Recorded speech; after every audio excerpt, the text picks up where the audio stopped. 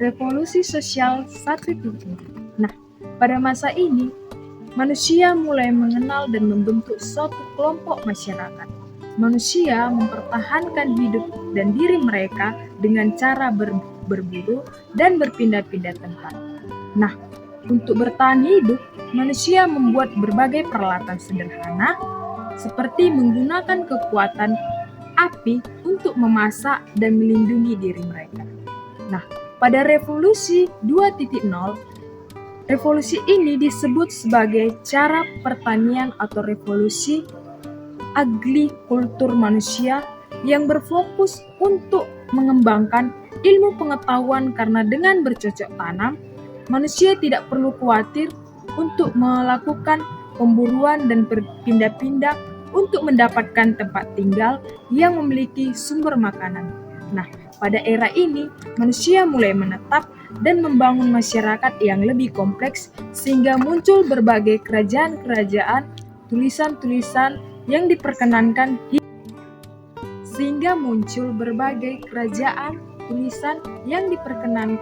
hingga kota-kota besar mulai berdiri. Revolusi sosial 3.0. Nah, pada revolusi ini, masyarakat yang semakin fokus untuk bercocok tanam disertai dengan jumlah masyarakat yang semakin kompleks, mulai membuat kebutuhan akan bahan pangan dan sandang semakin kompleks, membuat kebutuhan akan bahan pangan dan sandang semakin meningkat. Dengan ilmu pengetahuan yang ada, manusia mulai membangun pabrik dengan memproduksi sesuatu untuk memenuhi kebutuhan manusia.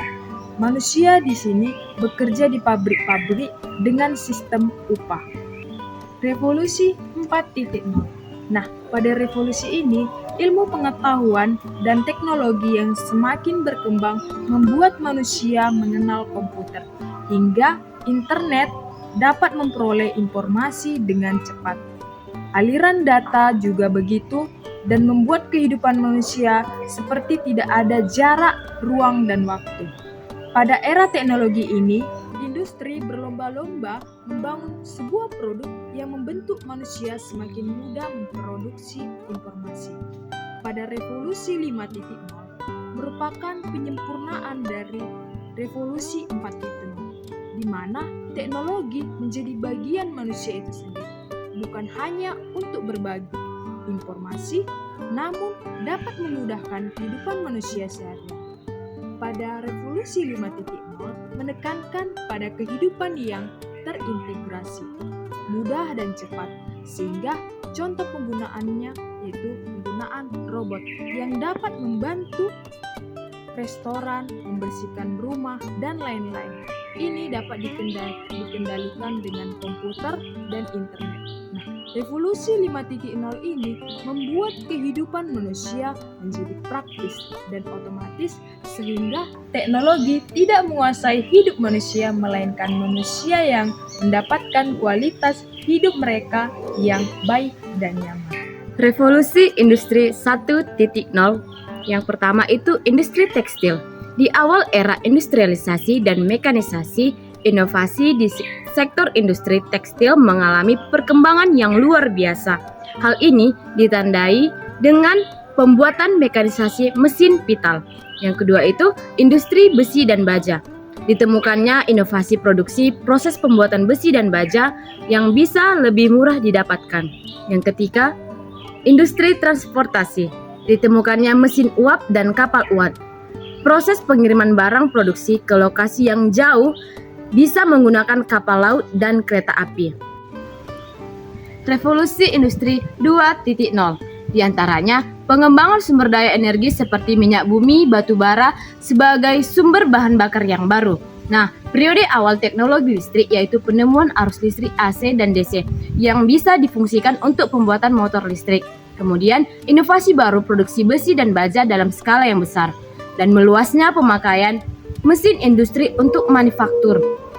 Melakukan komunikasi jarak jauh dengan meluasnya penggunaan telegraf yang memungkinkan kita untuk bisa melakukan komunikasi jarak jauh.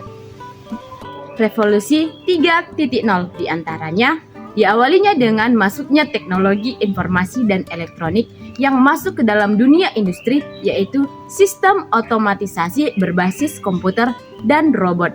Beberapa kemajuan dan inovasi revolusi industri 3.0 diantaranya teknologi komputer, akses internet, peralatan elektronik dan smartphone, perangkat lunak, dan inovasi dan pengembangan sumber energi yang baru. Revolusi 4.0 yaitu era yang ditandai dengan adanya konektivitas manusia, data, dan mesin dalam bentuk virtual atau dikenal dengan cyberfisikal. Revolusi industri 1.0 hingga 4.0 telah membawa transformasi besar dalam produksi, teknologi, dan cara hidup manusia. Bagi Gereja Katolik, ini telah mempengaruhi struktur sosial, ekonomi, dan pemikiran manusia. Perubahan ini memerlukan gereja untuk menyesuaikan pesan dan layanan agar relevan dengan perubahan zaman.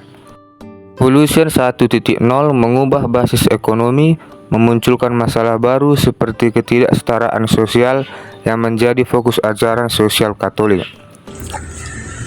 Revolusi 2.0, listrik, jalur assembly, dan media massa memperluas dampak globalisasi dan komunikasi, memerlukan gereja untuk menyebarkan pesannya secara lebih efektif di tengah masyarakat yang semakin terhubung.